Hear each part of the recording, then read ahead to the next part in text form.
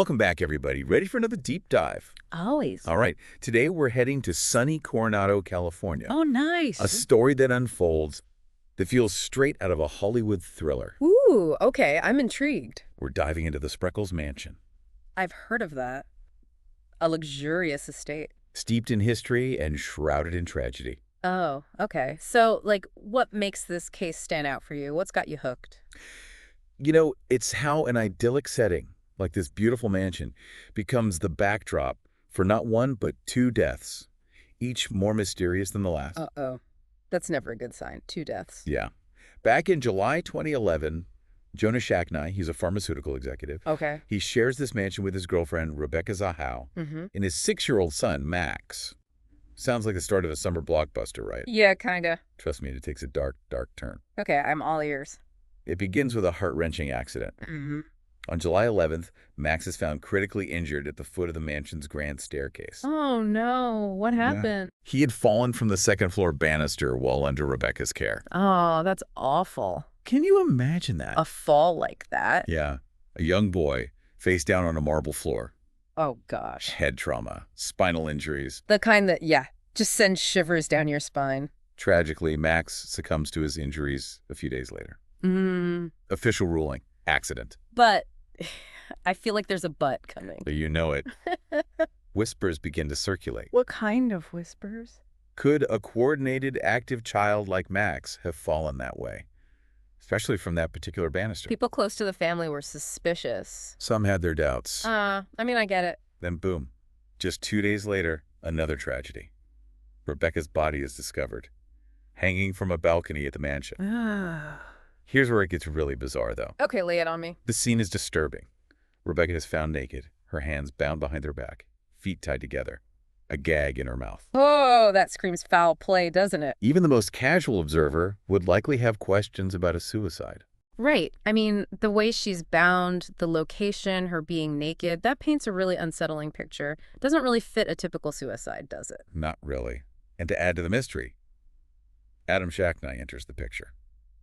Jonah's brother. Okay. He found Rebecca's body, called the police, believed she took her own life, but Rebecca's family, they cried foul play, rejected that suicide theory entirely. It's understandable. It all sounds so unusual, like someone staged it to look like a suicide. Exactly, like someone was trying to cover their tracks but left too many inconsistencies, too many loose ends. Things just don't quite add up. Exactly, like how could she have tied herself up like that? Right. And then there's this cryptic message painted on a door near where Rebecca's body was found, almost like something out of a Dan Brown novel. Oh, yeah, I remember hearing about that message. What was it all about? Like, clue? Oh.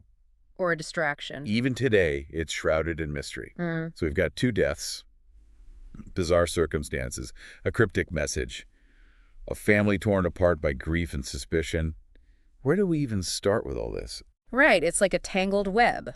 Let's start with the most concrete evidence, Rebecca's autopsy report. Okay, makes sense. What did it say? Well, the autopsy concluded that Rebecca's cause of death was asphyxiation due to hanging. Straightforward enough, but... Uh-oh, there's that but again. The report also detailed bruising on her body, including on her head. That's interesting. And that's where the controversy begins. Some experts argue that these bruises weren't consistent with a typical hanging. So we've got the official ruling pointing to suicide, but then these bruises that suggest something way more sinister. What do you make of that? It's definitely a point of contention. Some argue that, sure, the bruising could have happened during the hanging, but others are saying the type and location of the injuries, they point to maybe a struggle or an assault before the hanging even happened. Right. That raises a big red flag. Could someone have hurt Rebecca before setting it up to look like a suicide? And then there's the whole thing with the bindings. Tying your own hands and feet before hanging yourself. That's got to be almost impossible, right? It's not just difficult, it's practically impossible for most people. Exactly. And when you add that to those head injuries, it makes you think, maybe the scene was staged. But then, the big question is, if it wasn't suicide, who would do such a thing? And why? Right. And all eyes turned to Max Shacknai, Jonah's brother. Remember, he was the last person to see Rebecca alive, the one who found her. Right. But he's always maintained he's innocent, right? And cooperated with the police. Fully cooperated. But it's important to remember he's still a person of interest. His actions brought the authorities to the scene. So, while we don't want to jump to conclusions, You can't ignore Adam's connection to this whole thing. Right, he's definitely a key figure in all of this. And here's where it gets really interesting. 2018, a civil jury drops a bombshell. Okay, I'm on the edge of my seat here. What happened? They find Adam responsible for Rebecca's wrongful death. Whoa. Wait, so they're saying he actually did it? In a lawsuit brought by Rebecca's family, the jury found him responsible, and they awarded a hefty sum in damages to the Zahau family. So does that mean he's going to jail? Before we go any further, we need to be clear about the difference between a civil trial and a criminal trial. Right, right. Civil cases, it's about responsibility, not necessarily guilt beyond a reasonable doubt. Exactly. The burden of proof is lower in a civil case. The jury just needs to be convinced that it's more likely than not that Adam was responsible. Okay, so even though a civil jury found him responsible, it doesn't automatically mean he's guilty of a crime. Right. Criminal trial, it's a much higher bar, beyond a reasonable doubt. So no criminal charges, even with the civil case outcome. Nope. And officially, despite that civil trial, the ruling on Rebecca's death is still suicide. Wow, that's a lot to process. We've got conflicting evidence, a controversial civil trial, and an official ruling that doesn't quite sit right with a lot of people. What now? Well, I think it's time to revisit Max's fall. Remember all those doubts about how a child like him could have fallen over that banister? Yeah, the timing of it all right before Rebecca's death is just too much of a coincidence, maybe. Right. And remember, Max's mother, Max Shacknai, wasn't satisfied with that initial investigation. You know, you can't blame her for wanting answers. Losing a child like that? Driven by grief and a mother's intuition, she hired her own team of experts to take a fresh look at everything. I can only imagine how tough that must have been for her. Reliving that tragedy, searching for answers. And their findings, they really complicate this whole story. Why so? They suggest that Max's injuries weren't just from a simple tumble down the stairs. They're saying it's more consistent with a forceful trauma. Like he was pushed. Yeah, or even worse. That's a chilling thought. But we do have to be careful about jumping to conclusions. Of course. Did those experts have enough to actually change the ruling? They raised valid points, for sure. But it wasn't enough to officially overturn that accidental death ruling. So we're still left with two deaths shrouded in mystery. And it seems like every new piece of information just creates more questions. It's like a puzzle with some pieces missing, and the ones we do have, they don't quite fit. And it's that lack of a clear picture, that ambiguity that makes this case so fascinating, wouldn't you say? Absolutely. And don't forget, this case became a media sensation. Everyone from news outlets to true crime junkies. Yeah. Everyone was trying to figure out what really happened inside that Spreckels Mansion. You've got a prominent family, a beautiful setting, and a whole lot of unanswered questions. It's the perfect recipe for a media frenzy. It was a storm.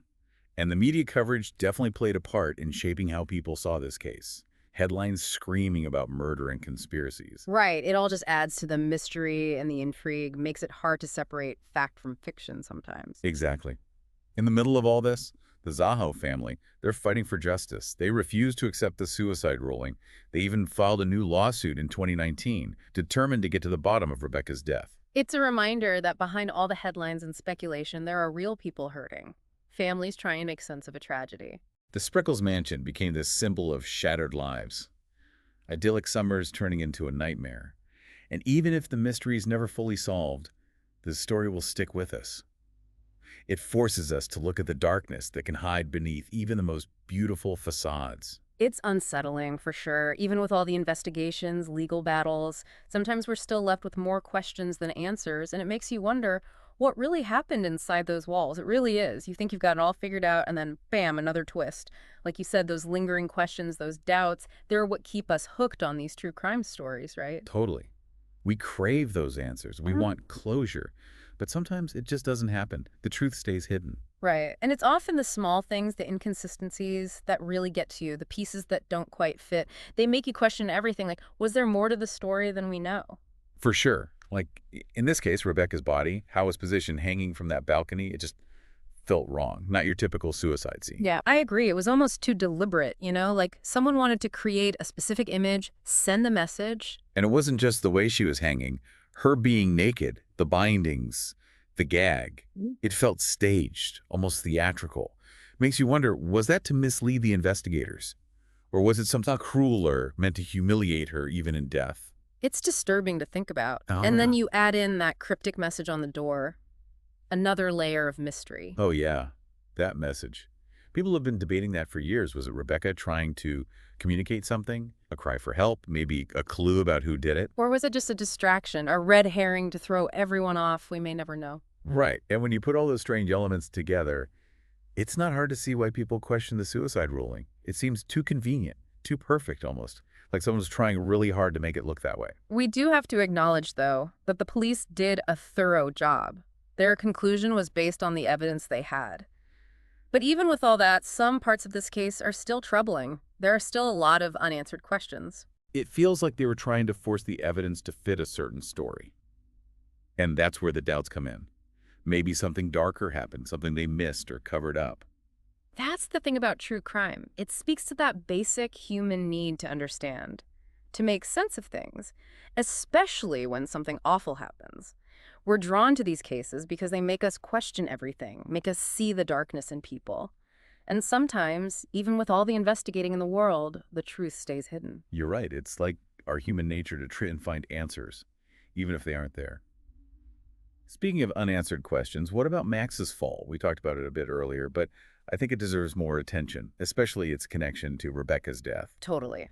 Max's death, that was a huge blow to the Shacknai family, and it must have had a huge impact on Rebecca, too. Whether it was truly an accident or something more, it definitely played a role in everything that happened after. Okay, so we have the official ruling, accidental death. Maybe a little boy, just being a little boy, playing too rough, having a terrible fall. Tragic, but it happens, unfortunately. Right, but then you have Dina, Max's mother. She couldn't accept that. Grief and that mother's intuition, you know? She had to find out what really happened. So she brings in these independent experts to examine all the evidence. And those experts, they raise some really serious doubts. They say Max's injuries don't line up with a typical fall.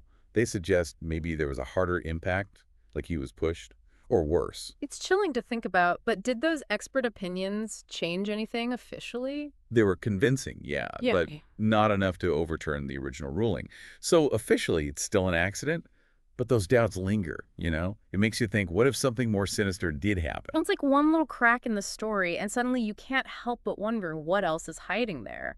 And what you see is unsettling. The possibility that something really dark happened. And that's the frustrating thing about expert opinions, isn't it?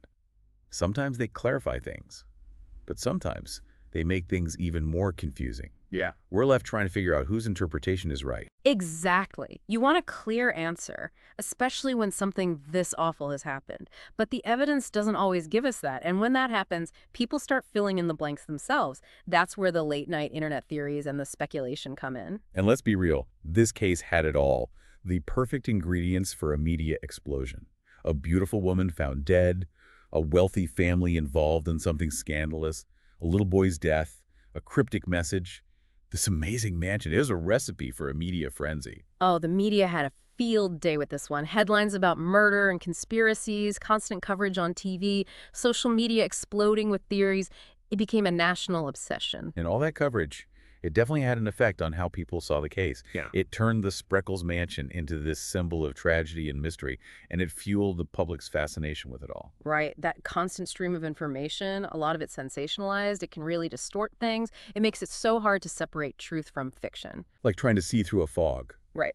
You know there's something out there, but you can't get a clear view. And it's easy to forget about the real people involved, the families, the victims. It's so important to remember that. Behind all the headlines and the hype, there are real people who are hurting. The Shacknai family lost their little boy. The Zahau family lost their daughter. Their pain is real, and we can't lose sight of that. It's easy to get wrapped up in the drama, but ultimately, these were real people's lives, and their families are still searching for answers. That's what it all comes down to, right? Truth and justice. The official investigations may be over, but the Zahau family isn't giving up. They're determined to find out what happened to Rebecca. And that's what makes this case so compelling. It makes you think about the limits of what we can know. And it reminds us that even when we try our hardest, sometimes the truth stays hidden. It's like we're trying to solve this giant puzzle. We've got all these pieces, but some are missing, and the ones we have, they just don't quite fit. We can see parts of the picture, but the whole thing is still a mystery. Exactly. We've looked at the official reports, the experts, the media frenzy, that crazy civil trial. We've explored it all. and we still have more questions than answers. And that's what keeps us coming back for more, right? True crime. It's not about finding those easy solutions or wrapping everything up in a neat little bow.